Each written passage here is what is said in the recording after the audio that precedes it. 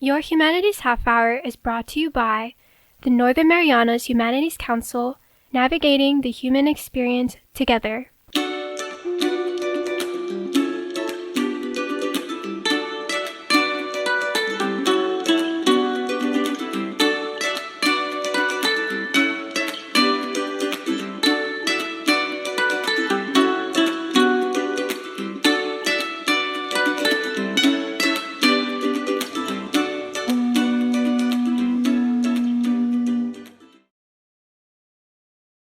Hapade, Tero, and welcome to Your Humanities Half Hour. I'm Catherine Perry, and our guest today is the Governor's 2024 Awardee in the Humanities for Research and Publication in the Humanities, Dr. Teresa Arriola. Isa, welcome back to the show. Thank you. Thank you for having me again. Congrats. How'd you feel when you found out you were a Humanities Awardee?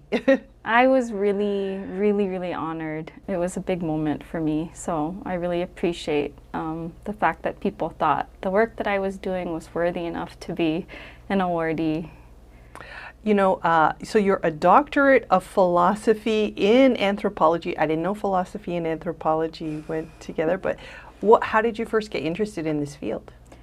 So when I was in high school on Saipan, growing up, I was really interested in social issues that were affecting the region. So at the time, I was really intrigued by the really high suicide rates in Micronesia.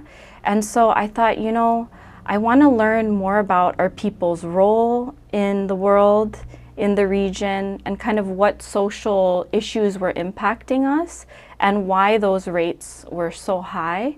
So I actually entered into my undergraduate in a social psychology program.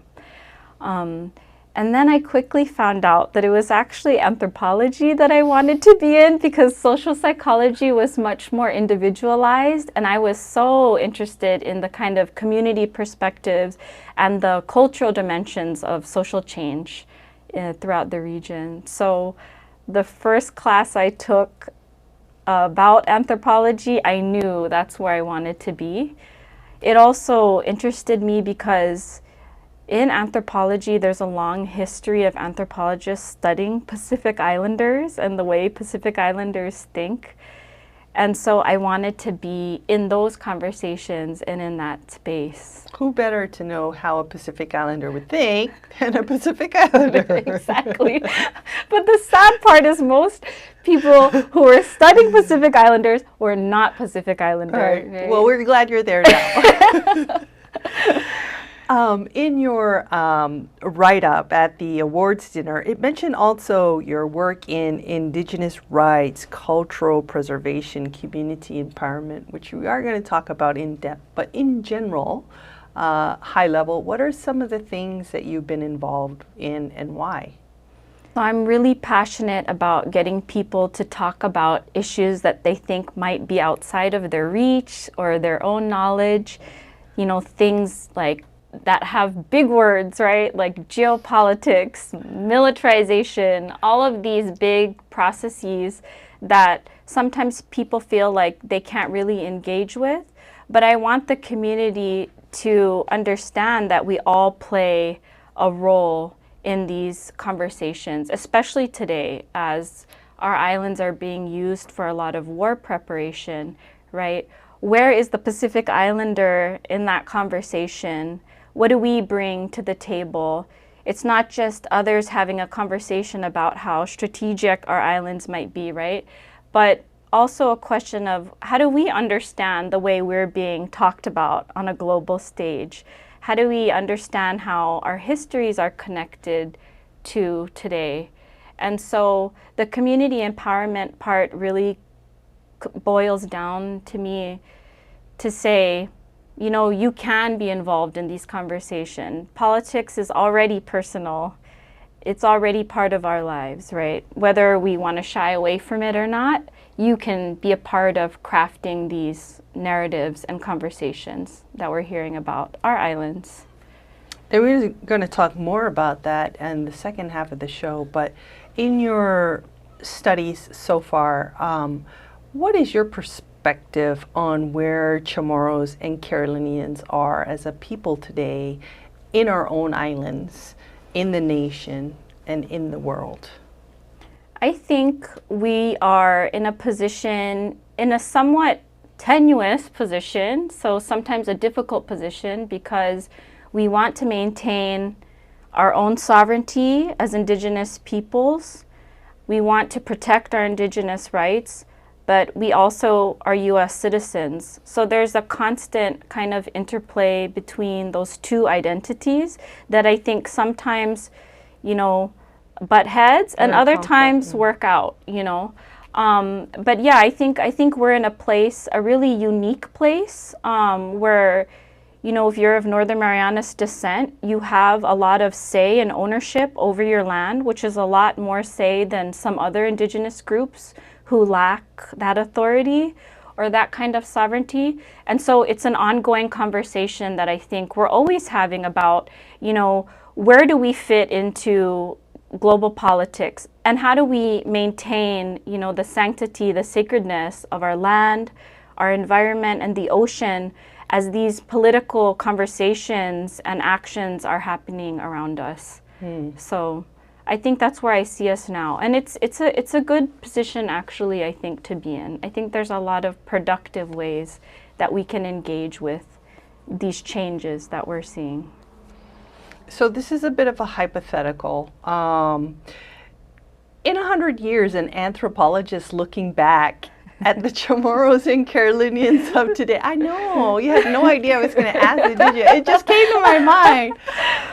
What do you think they would say about who we are and where we are and how we live? Anthropology, right? It's the study of people and societies. 100 years from now, how might they perceive us, you think? I think they'd say that our community has undergone really rapid change and that we've adapted and been quite resilient in that process, that we've had to navigate hundreds of years of different foreign powers being here, that we've had to navigate different identities, different cultures, right? All in the same community, and that we've done a pretty good job, I think, of learning how to and being skilled in navigating those changes and those differences, not without its problems, but just that, I think we've been tasked with a lot over a short period of time, and we're learning how to embrace, I think, those changes and even more changes to come. In 100 years from now. And thrive. Yeah. And thrive. I like that word you used, resilience, because it seems to be something that I hear coming up in conversations a lot, where people are describing themselves, like Chamorros especially, but also others, being here in the Marianas as a community. After U2, Marianas Strong, Super Typhoon U2, Marianas Strong, and the ingenuity of the Chamorros in making the latte stones and the Carolinians with the navigation. And absolutely. I think we bring that history with us every day, and I think from the outside, sometimes we hear stories from others about how there's been so much loss, cultural loss, but I look at it completely different. I think the fact that we've been able to maintain our identity as Chamorro and Carolinians, after all these years undergoing so much rapid change, political, economic, cultural, right, so much influence, and yet we're still here. So I think that's a testament actually to the strength of our people, rather than viewing it as cup half empty.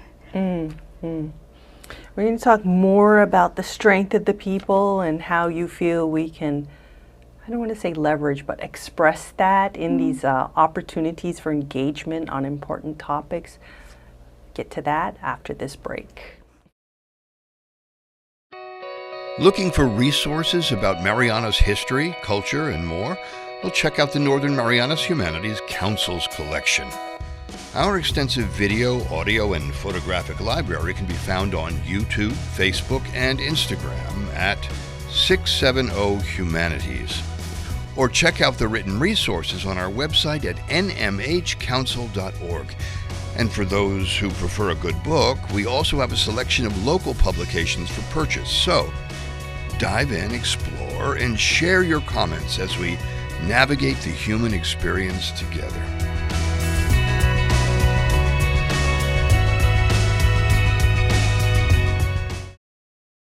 Welcome back to Your Humanities Half Hour. We are chatting with the 2024 Governor's Humanities Awardee for Research and Publication in the Humanities, Dr. Teresa Arriola.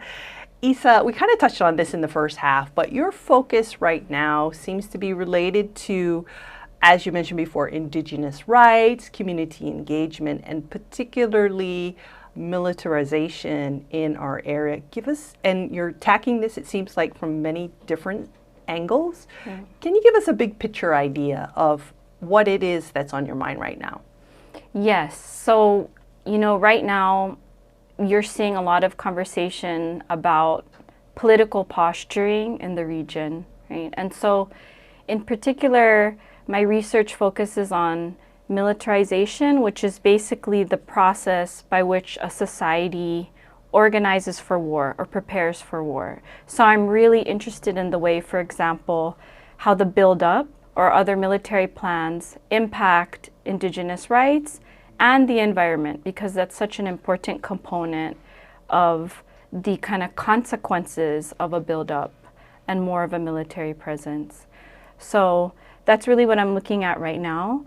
I'm also, really interested in the ways that our community understands what the long-term future and the long-term questions mean for us with all of this planning, the kind of popular narratives that we see in the media, for example, and just really being, engaged and critically analyzing a lot of what we're seeing in the news and about these conversations that are happening all around us daily, even if we feel that we're not actively engaged in them, right? So, for example, you're constantly hearing about how our islands are super strategically important, right, in this kind of Cold War that's developing between the United States and China. So, from my perspective and what I like to study and understand better is the question of that we touched on earlier, which is where are Pacific Islanders in all of this, and what are Pacific Islander perspectives on these issues? I know a big challenge for lay people like myself is sometimes it gets so technical, especially with environmental impact statements. It can really go over your head. And thank God for all of those few people who actually read the environmental impact statement and broke it down for the rest of it. But it can be intimidating sometimes. Absolutely, yeah. I think that's even more reason why we should have that conversation, because I hear that a lot. I hear people saying how do I get involved in this? There's been so many environmental impact statements or EISs over the years, and there's a really specific public component of an EIS, which is when people comment on the environmental impact statement, but often people don't know how to comment or what to say, right? So, my advice when an environmental impact statement comes out is just read the kind of key goals or topics that are outlined, right? Don't feel that you need to, nobody understand the whole thing. Nobody can go through, 11,000 pages or something of an EIS, right? Who has time for that? You need a whole job, just focused on that. So you can leave that up to the experts there, right? But the part that everybody can be involved in, right, is looking at just the basic kind of outline of, and asking really simple questions like, what is this plan going to do to the environment, right? How will our, marine species be impacted by this? What are the plans for cleanup if there's a spill, for example, in a pipeline, right? All things that I think are really important questions to get at that aren't necessarily going to come from, you know, an expert or an agency level person reviewing an EIS. So there's an important community component to it. And not just to submit comments, because sometimes that technicality does get in the way of really asking, I think, the broader, more important questions just within our homes and within our community, right? Like, hey, there's this really big plan to build a pipeline, a fuel pipeline. You know, are we close to it? What is that going to mean for us? What if something happens? Who's going to clean it up? You know, I think those are, it's okay to ask broader questions about just in general what all this planning is going to mean for us in the future and for our kids, you know, and their kids and the future generations. To actually have conversations about it, not just make public comments. That's right. Yeah. Public comments are just one, I think, you know, they should be viewed as just one small component of a really much deeper conversation that we can have in the community.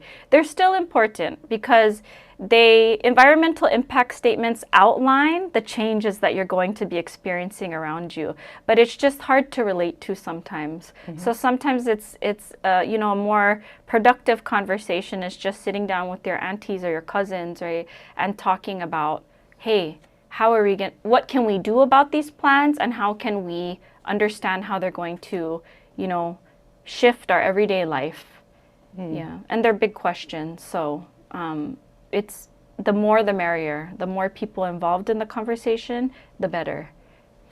It's a good example of this is what happened when the military had plans to conduct exercises in Pagan, and there was a grassroots uprising that kind of fought against that, very, very grassroots, very down to earth. What's your perspective on how that unfolded? I think grassroots organizing and resistance to that type of planning is critical. You know, without that kind of organizing, that's such an important component of the conversation.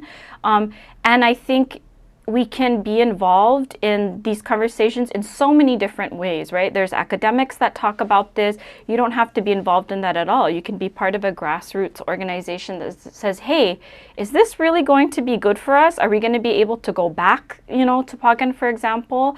What about the families with roots there, right?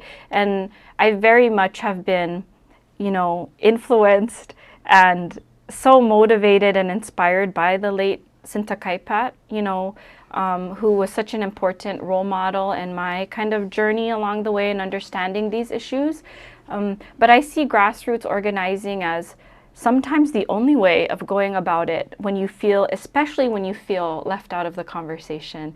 And we see that kind of organizing is so impactful because it speaks to our heart, you know, it speaks to our community connections, the people that we know, our histories, and that's really where I think our community thrives and can succeed, you know, especially when the opportunities for making change seem far away. The issue of, as you stated earlier, us being part of America, strategically located, a point of defense against those who may not wish us well, what option do we have? I think that this is a difficult question, and it's something that we, you know, need to navigate every day. But I think what's important is that we don't get caught up in making decisions out of fear, which is what I often see in the media, right? There's this really fearful conversation that's happening about, you know, maybe what China wants to do to us, or the role that the US has to play in combating China, for example, right? But again, I think there's alternatives, so many alternatives to this narrative that, you know, we have to enter into a war, that our islands are somehow, you know, always going to be part of war, and that we should just accept that. And I think our people are a testament to that kind of, you know, peacemaking perspective, because we live here, we're from here, right? Our histories are here. So we're so much more than just like a military stopover or some sort of strategic island that will always be plagued with violence. And I think we need to think of alternatives and talk about alternatives. What would a diplomatic approach to a lot of these, conversations surrounding China and the U.S. look like to us? What would it mean if we weren't building up, but we were actually disarming, instead of stockpiling, disarming? Perhaps that would, result in less provocation in the region. I think these are really important questions, and it's not like we're the only ones going through this, right? We need to look around us, regionally, internationally. What do others do to promote peace, right? Especially if they find themselves caught in a hot political situation. How do we engage more peacefully? How do we build capacity to talk about these issues in a more peaceful way?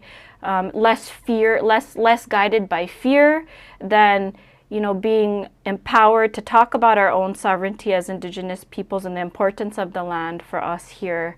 And how can we leverage those perspectives for a better future for all of us? And I think that's where the kind of beauty in the community conversations can shine. And people have the opportunity to talk about your history, talk about your family's, lineage, talk about the villages you grew up in and all of these different spaces that we occupy already, and why it's so critical to not just erase all of those histories by saying, well, we're always going to be part of war. We're always going to be consigned to war. No, I don't personally. I'm motivated by resisting that narrative because I think we're so much more, and our community has taught us so much more than that. I would generally agree in my perspective that we are a peaceful community, and there's something that we also can share with the world.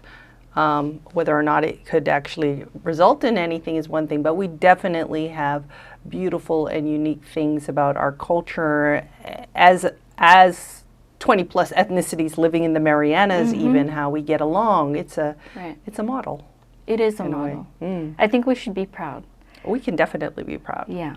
I think we don't need to think of ourselves as so small and insignificant, even on a world stage. I think there's a lot of opportunity to have bigger conversations. One of the things you've mentioned also is there's more, when we talk about security, there's more than just military or force security that we need to think about, not to say that we should be defenseless, but what are some other concepts of security that people should be talking about or concerned about? I think security is a much more holistic conversation. So when you think about, security, you might, especially when you're looking at the media, you're seeing a lot of security related to military security, but it's a much broader conversation. So there's something called genuine security, for example, where we're not just concerned about defense, but about food security, like you mentioned. What about cultural security, right? What about indigenous rights? What about the security of the environment? What about sustainability? Those are all aspects of security that go far beyond, military security. So, for example, if something were to happen to us, God forbid, are we prepared to, protect ourselves with growing the appropriate crops we would need to survive? Or, are we too dependent on, on certain kinds of aid, or even on the Pentagon itself? So food security is just one important component of security, but it's much more holistic, and it's connected to the well-being of the person in the community. Not just how many weapons do you have, because really at the end of the day, even if something does happen, that's not going to do much for us. And so I think this conversation also points to those questions, right? Is what does preparation actually mean for our community? And what does survival mean? What does long-term flourishing mean? You know, what does peace mean? And that's where we really dig into our community values, right? What do we want? What community values do we want to have when it comes to having a conversation about peace and war? You know, where do we want to stand? And we have to craft that conversation, because if we don't, there's a vacuum that will be left where that conversation will be filled in by security analysis, all kinds of different folks, right? So we have to kind of take control of that narrative and look at the data, be realistic, right? What threats are we really under? The U.S. now spends more on the Pentagon than the next 9 countries combined, including China and Russia. And so we have to kind of take those spending habits into consideration. So are we appropriately spending our taxpayer dollars, for example, on war, or are we more invested in health, education, wellness, things like that? And so those are broader kind of national conversations that are happening, but of course they very much impact our daily lives here in the CNMI. For sure. And your dissertation actually was along the lines of what we've been talking about: militarization, the environment, indigenous rights. You dedicated it to your dad. I did. What role did your dad play in making you who you are today and setting you on this course, if at all?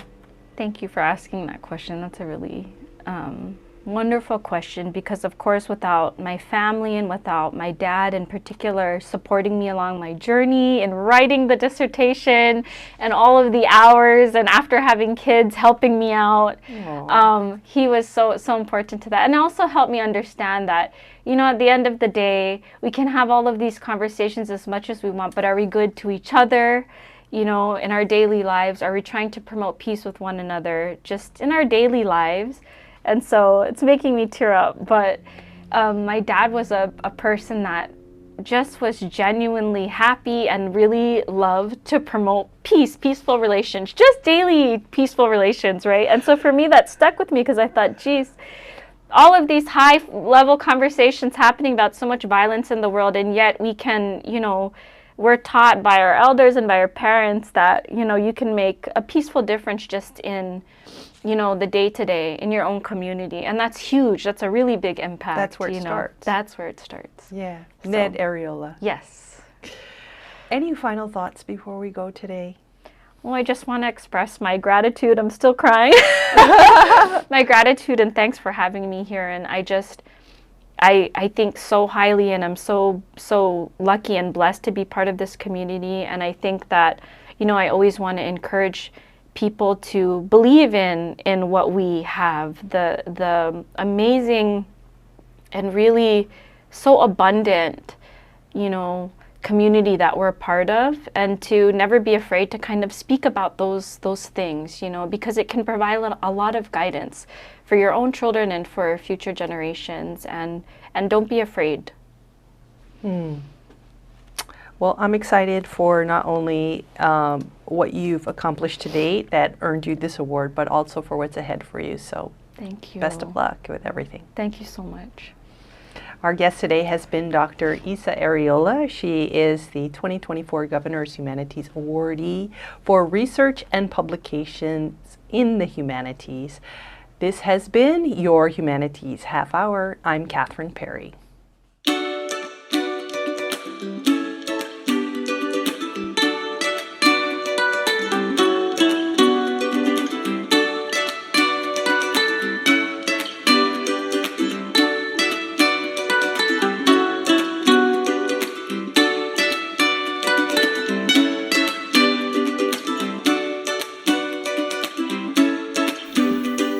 Your Humanities Half Hour has been made possible in part by a major grant from the National Endowment for the Humanities. Democracy demands wisdom. Any views, findings, conclusions, or recommendations expressed in this program do not necessarily represent those of the National Endowment for the Humanities. For more information or to share your thoughts, contact the Northern Marianas Humanities Council at nmhcouncil.org or on social media at 670 Humanities That's 670 Humanities.